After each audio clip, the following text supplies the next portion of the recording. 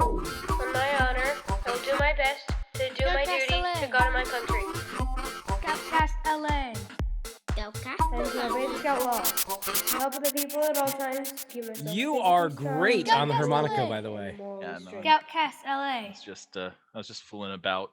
Oh, well, Hey, welcome. Hey, it's our first episode of ScoutCast LA in 2021. Woo! Yay! Yeah, it's end of February, so we're not too far off the beginning of the year. Yeah, and we're trying something a little different. We got, clearly Jonathan and I can't be together like we normally are. And we have to be outside, so we're up against this brick wall. So no, we decided, you know what? Let's with everything that's happening, obviously with COVID, with everything that's happening with units and with the limitations that people have been able to overcome, we're like, you know what? Let's start ScoutCast LA off with a video, and let's do it over Zoom, and let's see if we can make this work. So here we are. And so and as you mentioned, I want to give a big shout out to all of our leaders and volunteers and parents, and especially all of the scouts who continued to meet and innovate and figure out ways to keep on moving despite the restrictions around the pandemic. Zoom meetings like this one, being able to continue your progress and your advancement and events in whatever way you're able to figure it out, is just awesome. So we're grateful. Keep it up. Good job. Yay! And I guess probably we should give a COVID update, dovetailing on that. And just a reminder that, even though as of today, it's early February, we're starting to see the state and the county start to open things up again. As of the making of this video, the Western Los Angeles County Council is still under lockdown. We're still not meeting in person. However, things change very rapidly, and as things seem to get safer, and it's obviously the safety of the scouts is always the first concern, things change. So for up to the date updates, up to the minute updates of any changes that are existing to the COVID restrictions, go to the bsa-la.org website and click on the COVID-19 link at the top of your banner there, and it will give you all the most recent updates. It'll tell you everything you need to know about how many people in your unit can meet together, if they can meet, and where, and all of that information. All that info is kept up to date there. So check in. Don't wait for us. Check there frequently, because that information updates as it becomes available. So we have a whole bunch of upcoming events. Believe it or not, just hit my microphone. Believe it or not, we have a whole bunch of upcoming events, and we're going to tell you about a lot of them. I don't believe it. No, it's true. There's a virtual Merit Badge University coming up. There's on the 21st, we are a momentous occasion, we're celebrating the first female Eagle Scouts. And so we have some from our council.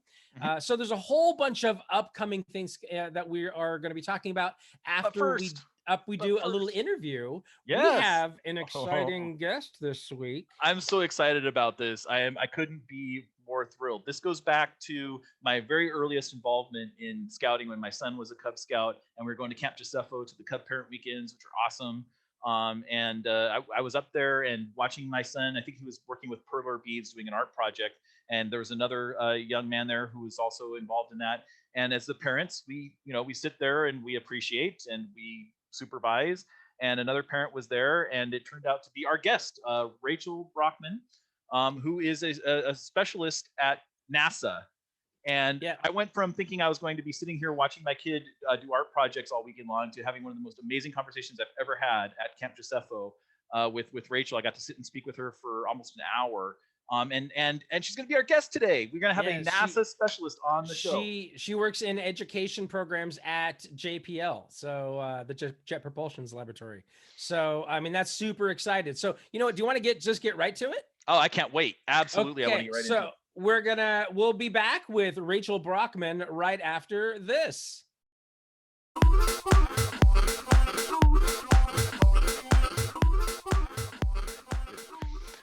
Okay, and joining us now is Rachel Brockman. Welcome, Rachel. Thank you. It's really good to be here. Yeah, we're so excited to have you, as evidenced by my enthusiastic introduction. This is probably one of the highlights of your career, is this moment right here. being on our show. Absolutely. I love scouting and scouts, and I've been in scouting. Well, I was in Girl Scouts growing up, well, Girl Guides in Canada growing up, from about 5 or 6 years old through at least partway through high school. Wow. And then I got involved in scouting again through Boy Scouts when my son turned 6 and was able to join his Tiger Cub pack. And so we've been in scouting since then. He is now a Life Scout working on his Eagle project. So he's awesome. Working really hard. He's got like 46 merit badges so far. So he's doing well.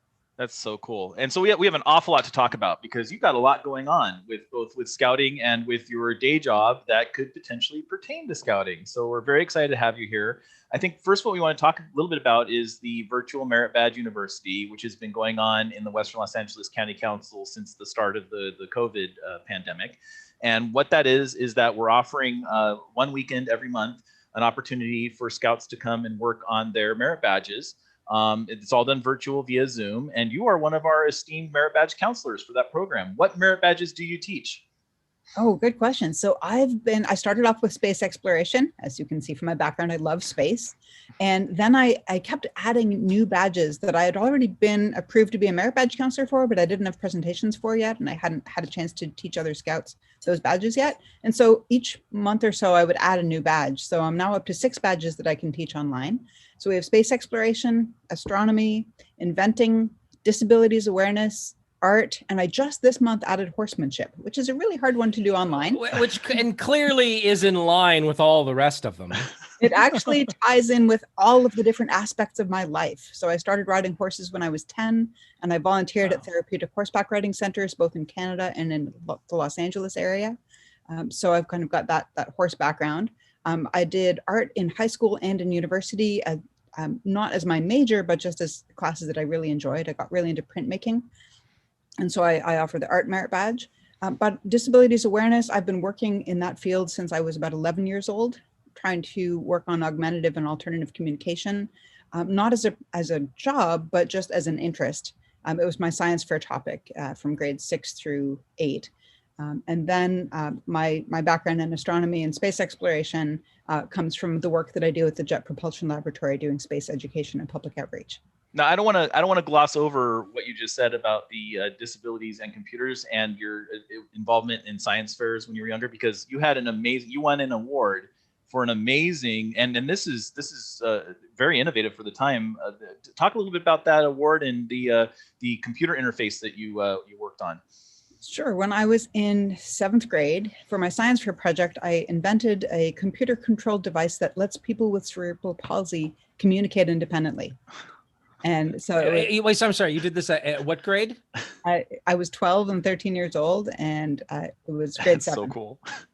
I mean, when I was 12, I cured insert disease here, but that's a great project for you. Wait, you did how you cured insert? You stopped inserting crayons in your nose, is what you did. How at 12 years old was that your project? Well, it started when I was 11. Of course, I mean that was a given. Right. No, so when I was 11, I read a book in the public library. I was very interested at that time in Helen Keller and Louis Braille and people who had non-traditional forms of communication. If they couldn't speak or if they couldn't write, they had other ways of communicating. So I was really interested in other ways of communicating. And I found a book in the public library in that section of the library. And it had really interesting symbols and shapes on the cover that I'd never seen before. So I brought home the book and I read this book, and it was about a picture symbol language called bliss symbols that are used by people who have cerebral palsy and can't communicate by speaking or writing. And so they would point to symbols on a board, and somebody would have to be with them all the time, watching them point to the symbols to see what they wanted to say. And I thought that a computer has infinite patience and can be much more patient with waiting for you to come up with your message so that you don't have to have somebody with you all the time just waiting to see what you want to say. And so for my grade 6 science fair project, it was really raising awareness of the bliss symbol language. By grade 7, I incorporated a touch tablet. Now this is before people had email at home, before people had internet access at home, before iPads were invented. The idea was to take a touch-sensitive board that you attach to the computer. That already existed, and the language already existed, but combining the two was the part of the project that I was involved in. I wrote a computer program in the basic computer programming language. Oh, wow. And I taught the computer to recognize that when different parts of the symbol board are touched, that the meaning for that symbol appears on the screen. And so you could write messages and you could use it in class or you could use it at home. So if a teacher asks a question in class, you can take as long as you need to come up with your answer and then just indicate when you're finished composing your answer. The teacher could just come by and see what you'd written and participate in a class discussion in a way that you wouldn't have been able to before without an assistant. So I would just like to do a parallel, because at that time I was also getting into basic programming at that age. And I used it 100% to unsuccessfully try to punk my friends. I could make my name appear on the screen in Flash. Could you write "Hello World"? Yeah, I could do that. Still can. Cool.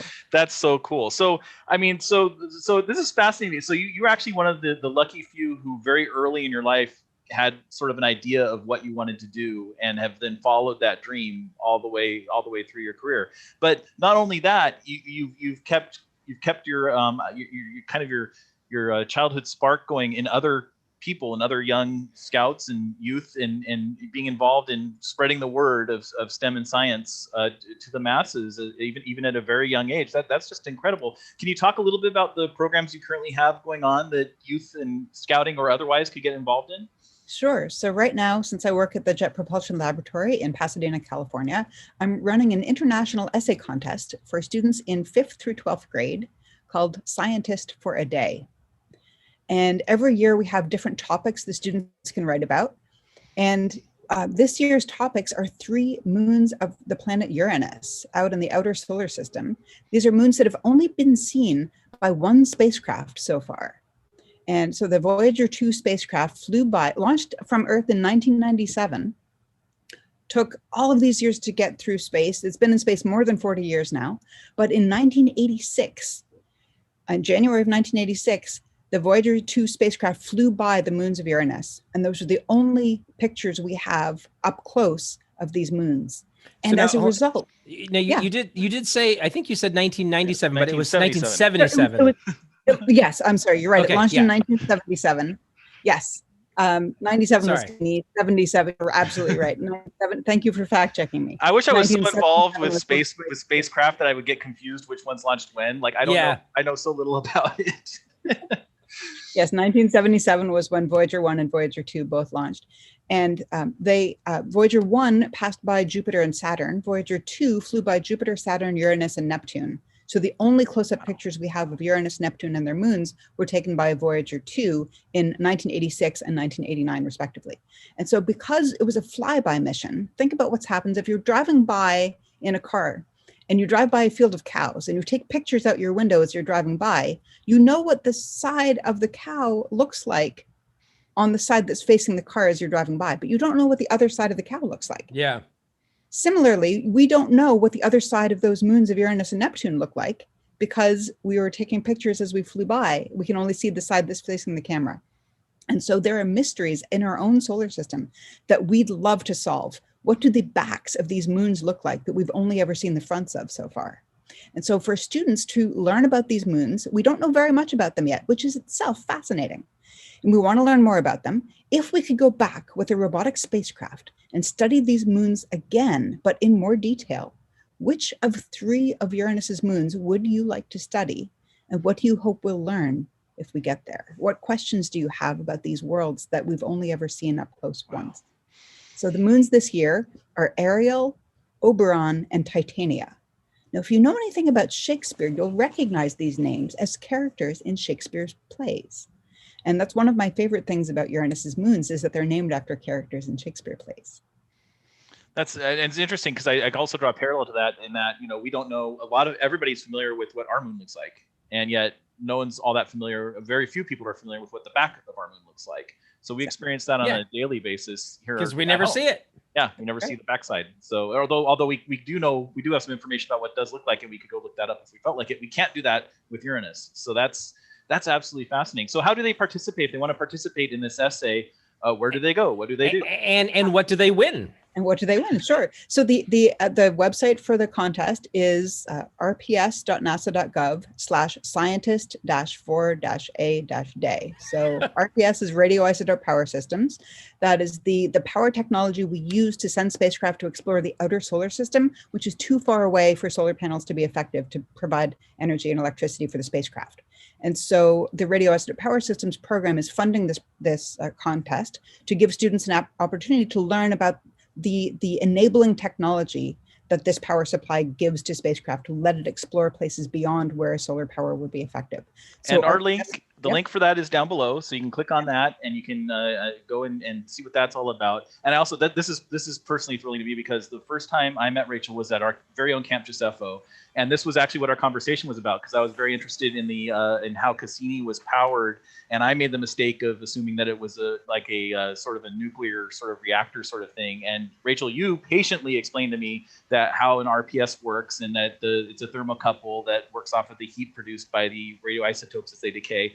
And that was absolutely fascinating. And I learned something. So I don't think anybody's ever had an interaction with you where they don't come away smarter. Cool. Yeah, the radioisotope that we use in our spacecraft is plutonium as a heat source. It's not it's not something you can use for chain reactions, for fission power or anything like that. It's just hot, and the flow of heat from the hot side of the spacecraft where the plutonium is to the cold side of outer space, that flow of heat across thermocouples generates electricity through a scientific principle called the Seebeck effect. And so we've been using this since over 50 years now to power spacecraft to explore places that you can't study because they're either too far, too dusty, perhaps in it, like below a dense atmosphere. There are lots of reasons why you couldn't use a solar powered spacecraft. So the new rover that's going to be landing on Mars is actually going to be a radioisotope powered spacecraft, the Perseverance rover that's going to be landing on Mars on February 18th. Now the essay contest deadline is February 12th, just about a week before we're going to be landing on Mars. So it's going to be a very busy time for us, very exciting time. Wow. I actually have a Mars rover within reach. Oh, well, don't we all? Yeah. Wait a minute. As do I. As do you. Oh, fantastic. Oh, that's it. Yeah. Robotics merit badge, I believe. RC, yes, that's the robotics merit badge. And RC's gonna be very proud that he gave this to me in a pile of stuff that he just threw at me when they were cleaning out his office. I have a pair of what is this pliers. For? It's not the same, Curtis. Not the same. So that's hey, I finally used for this.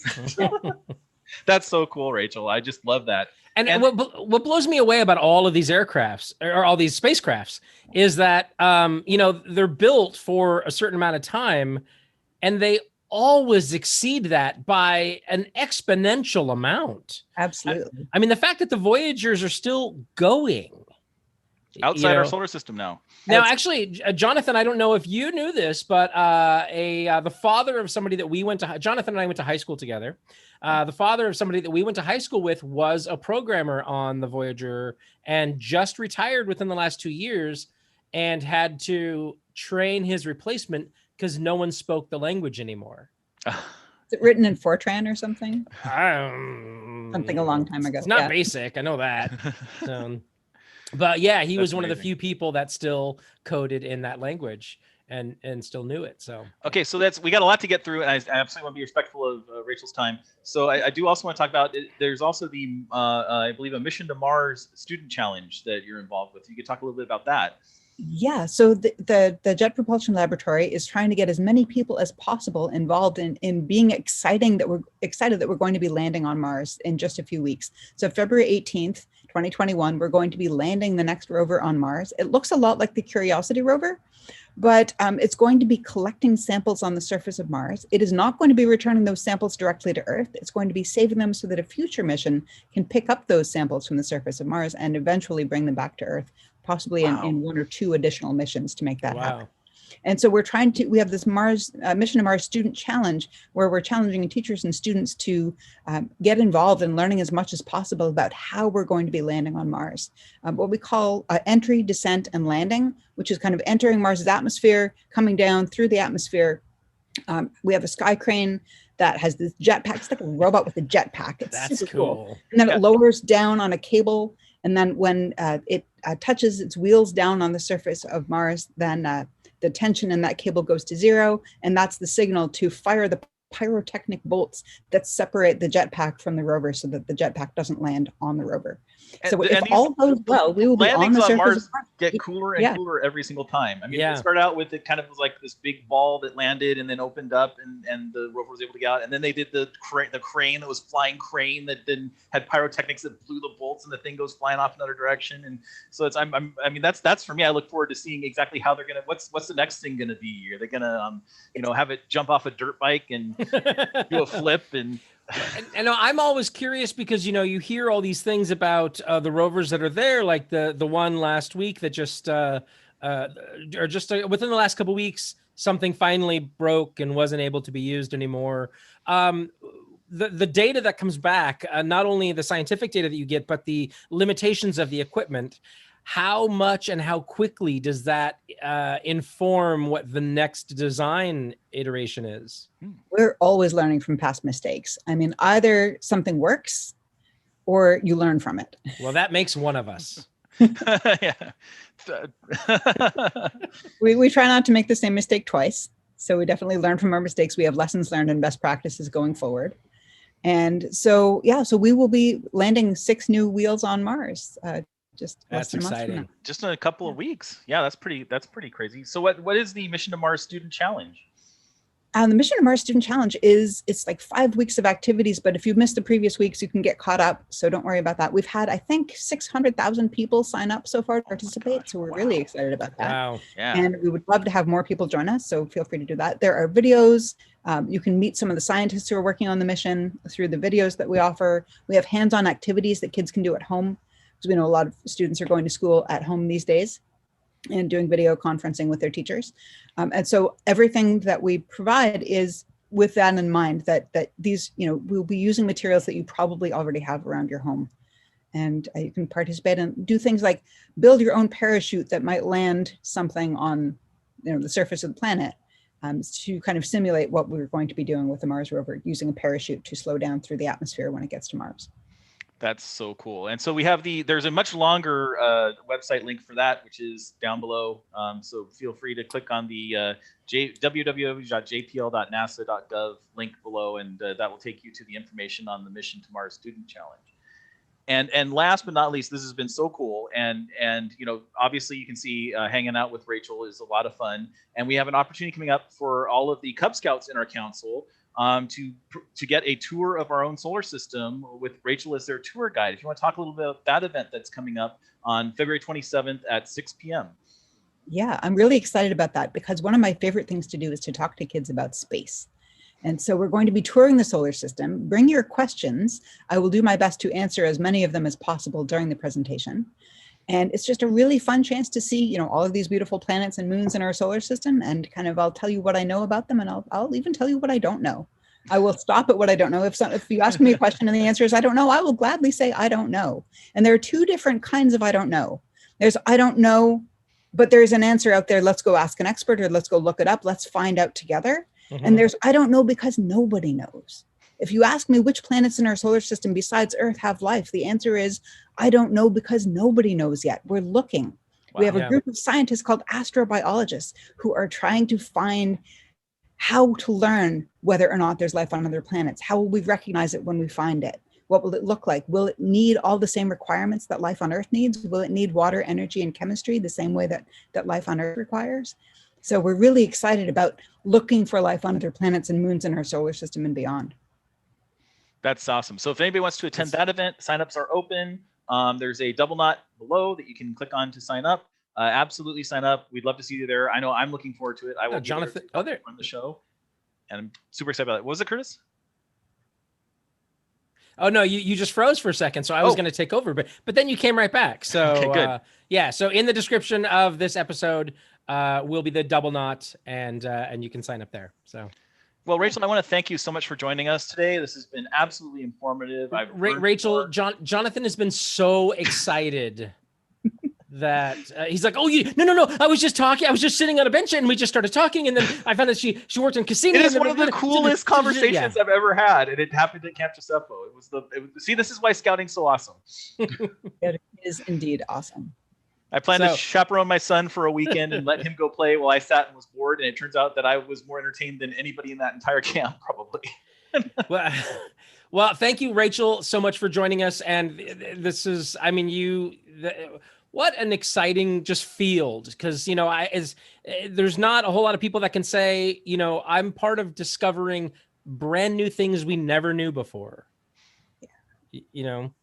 It's one of the things we love about exploration, whether you're exploring our own planet or another, planet in our solar system, or even exoplanets, planets beyond our solar system. We're going to be very soon announcing, so a sneak preview for you guys. Scoop. And yes, a scoop. We're going to be having a new program called Exoplanet Watch, where you can use a telescope, your own or a robotic controlled telescope from somewhere else in the world, where you can study planets orbiting stars outside of our solar system. Ooh, we're really excited about that. So we're going to my daughter's really into around that. So June. she'll be excited to hear about that. Yeah. So starting in June, we'll be announcing that to the world, but you get a sneak preview that that's coming. Yes. Awesome. All right. Well, thank you. Maybe we'll have you so back much. to talk about that in June. Yeah. Oh, yeah, absolutely. That would be great. At this rate, it'll be our very next episode. Well, thank you so much for joining us. It's been an absolute pleasure. And again, if you want to learn more from Rachel, there are several opportunities below. Be sure to click those links and participate. Thank you, Rachel. Thank you so much. Thanks.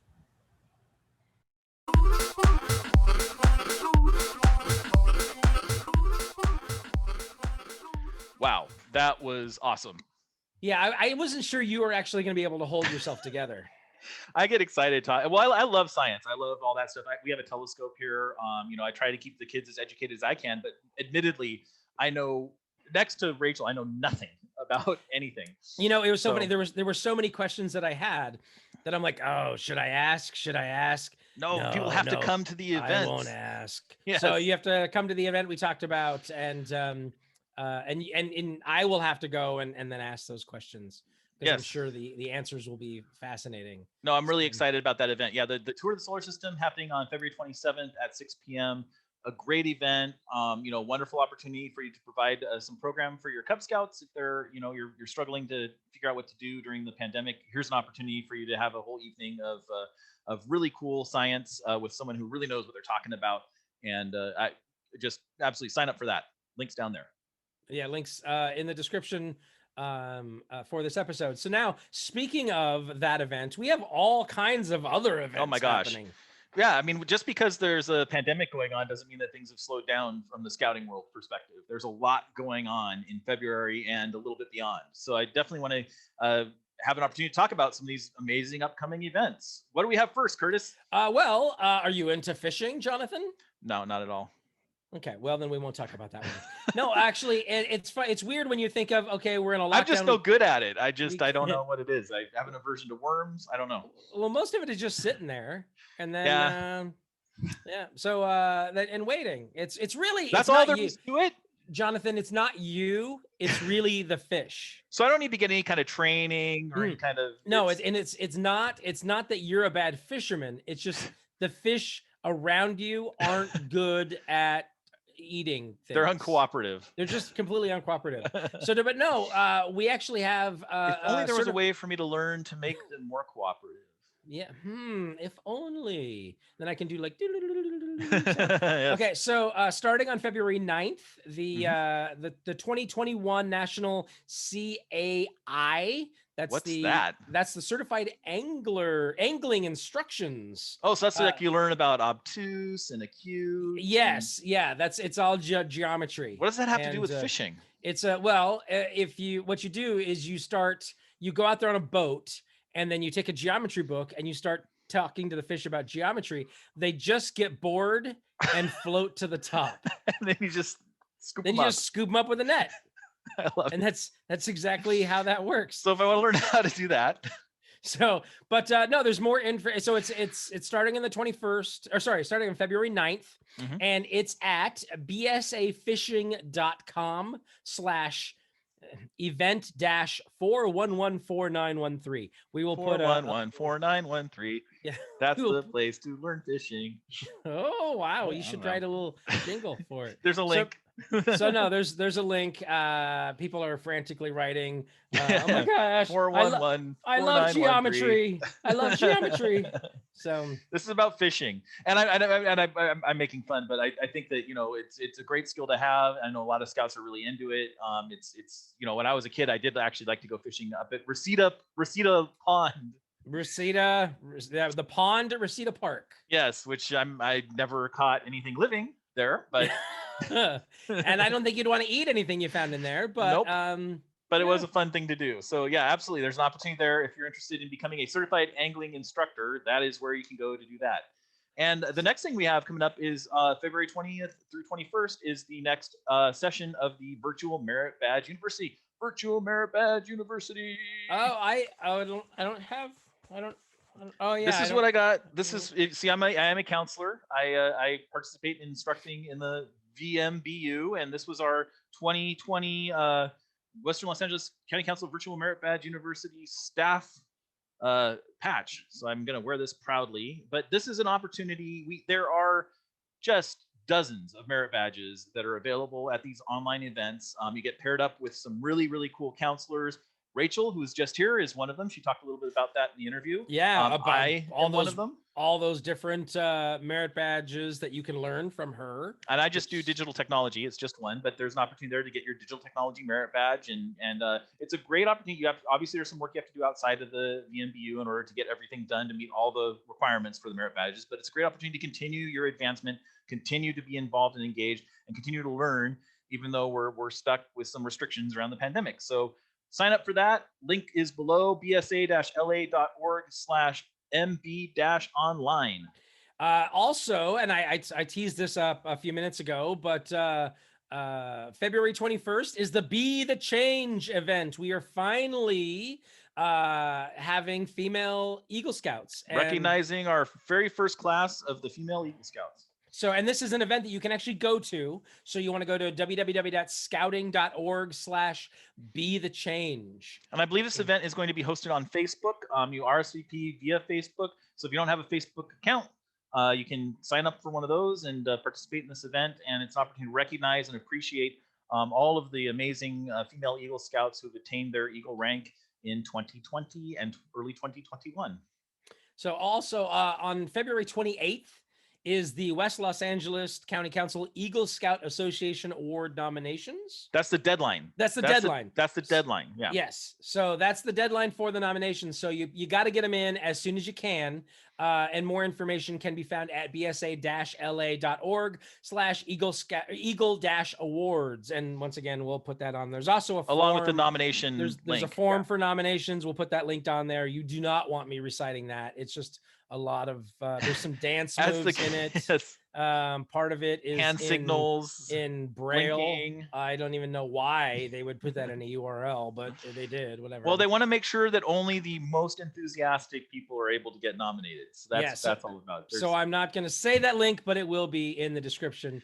What's coming up after that? Well, last and certainly not least is, of course, we have our annual Western. Just because there's a pandemic doesn't mean we stop recognizing all of the amazing volunteers and leaders who make our scouting program possible. And especially in this last year, with all the challenges that's brought, it's really important that we recognize all the people who stepped up and gone above and beyond to make sure that we're able to continue to provide program for the youth in the Western Los Angeles County. So our Western Los Angeles County Council annual council reception and program, which is our recognition, traditionally our recognition dinner, will be occurring now this online. Is the council recognition dinner, not if you've gone to a district recognition dinner, not the same thing. Yeah, this is the council one online, March 13th. 6:00 p.m. Mark your calendars when it's going to be. Signups are available now. You can go to, again, www.bsa-la.org/WLACC-awards. Again, the link is down below, but that'll be March 13th at 6 p.m. So be sure to mark your calendars for that. Yes, so that is, and I don't want to tease anything, but Jonathan and I are very honored to be receiving something. Humbled. Very humbled. So As we were, we got the innovator. We were the inaugural winners of the Innovator Award a couple of years ago there. So this is not our first time at the rodeo there. Yeah. So yeah, no, this and not just us. There's an incredible amount of amazing scouters and volunteers being recognized at this program, and scouts being recognized at this program. Yes. So, yeah. Because the challenges of COVID have really created things that didn't exist before. And a lot of people have stepped up and done some really amazing things. Well, like true scouts, we've seen adversity and turned it into opportunity. So we are recognizing a lot of the volunteers and scouts that have helped get our council through this time. The go-getters. Yeah. And then so now we're in a place where I don't really know what's next. You don't know what's next? No. Well, I'm gonna I need to step away for just a moment here because we have another guest who's going to be joining us. So let's take a now, you know that we could just add somebody else in Zoom, right? It's not like you're only allowed 2 and then one has got all will be made clear. Okay, so are you just going to turn your camera off until the next guest comes on, and then I'll just vamp for a few minutes, or No, we'll have a splash page come up after I said the last thing I said, and then okay, and then we'll come back to this.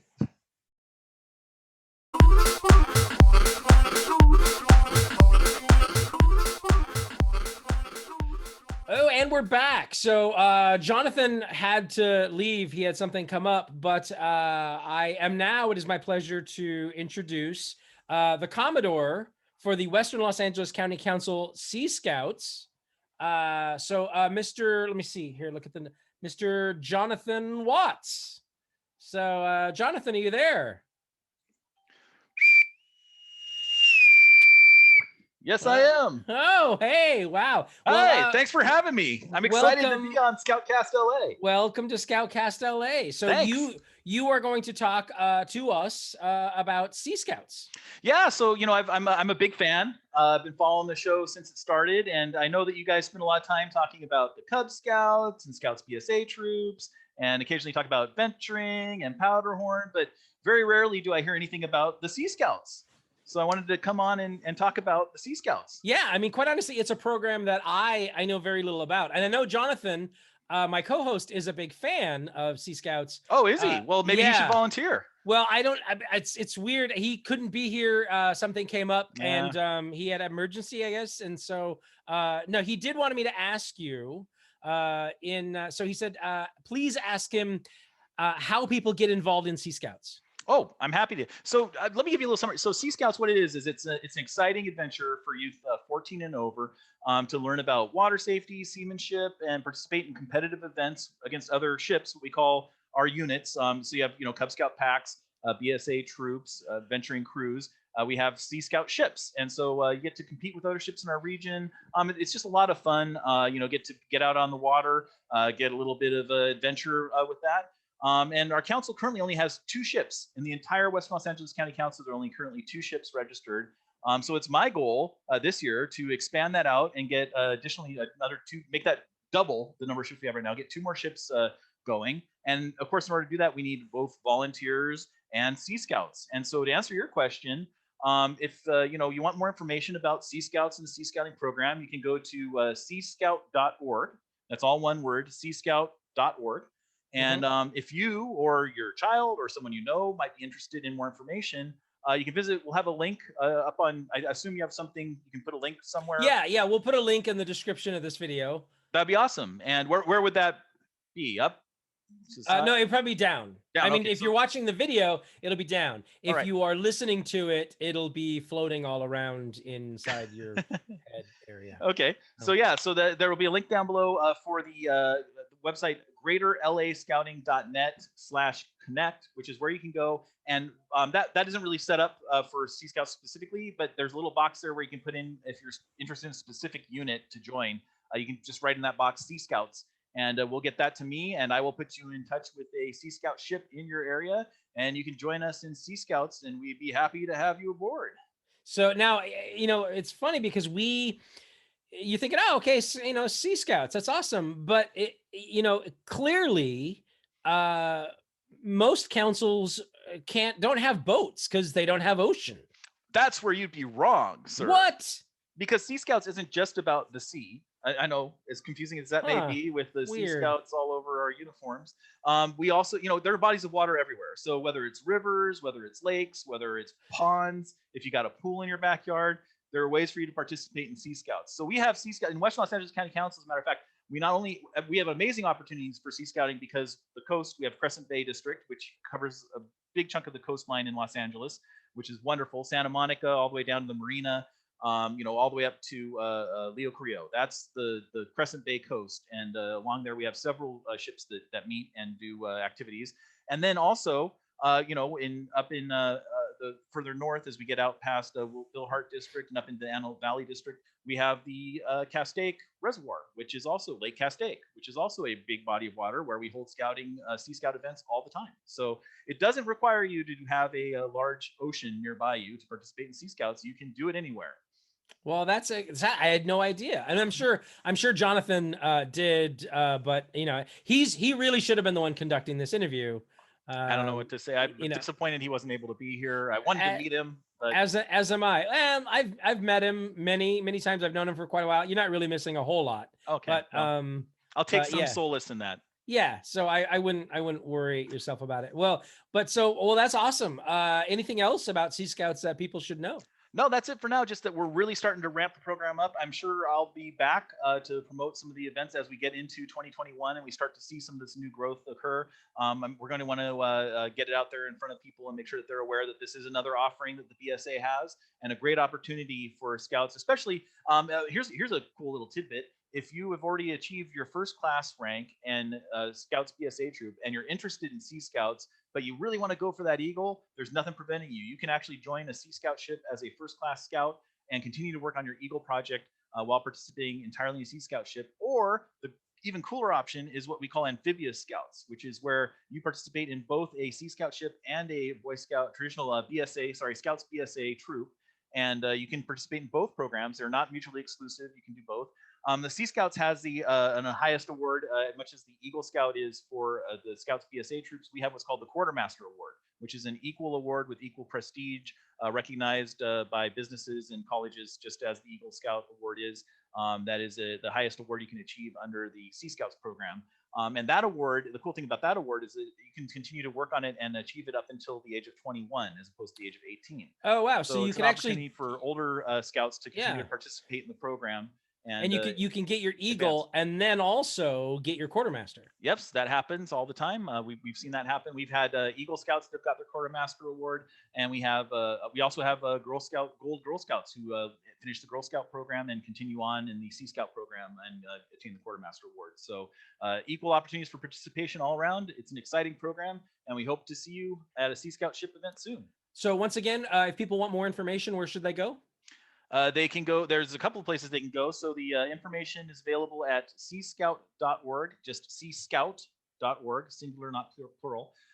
That is the Sea Scout, National Sea Scout site. There's tons of information there about the program, all the things it entails and what advancement looks like. And then there's also the greaterlascouting.net/connect, which is the place you go where it puts in, if you'd like to join a particular unit, you put in Sea Scout. That will give us your information so that we can get in touch with you and provide you with more information about the Sea Scouting program and Sea Scouts in general. Well, that's awesome. Well, thank you, Jonathan, for coming by, and My pleasure to be here. I will tell Jonathan about all of the fun information that he missed out on. That's right, and give him my information. We'll get him engaged and see if we can't get him to step up and volunteer at some Sea Scout activities. You don't want him.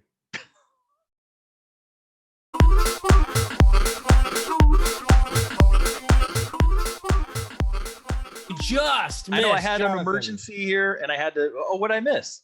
Well, we had Jonathan Watts. He's the Commodore for the Sea Scouts for the Western Los Angeles County Council. What's he was Scouts? here.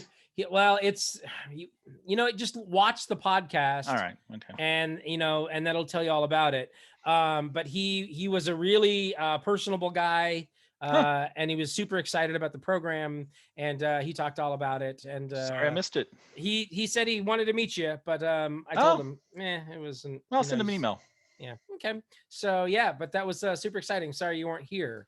Well, life happens. As you know, on these Zoom meetings, you got to kind of balance everything out. Yeah. So, well, thank you for listening and or watching. Yes. I mean, if you're watching, we hope you listened as well. Yes. If you're just listening, watching is optional. Watching it, especially if you're driving, don't drive and watch. Don't drive and watch. Yeah. But thank you for watching or listening to another exciting episode of ScoutCast LA, our first episode of the new year.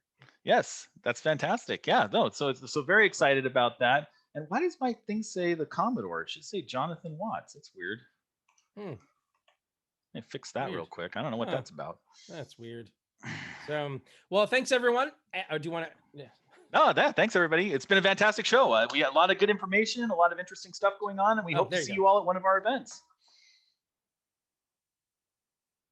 Great. Talk to you later.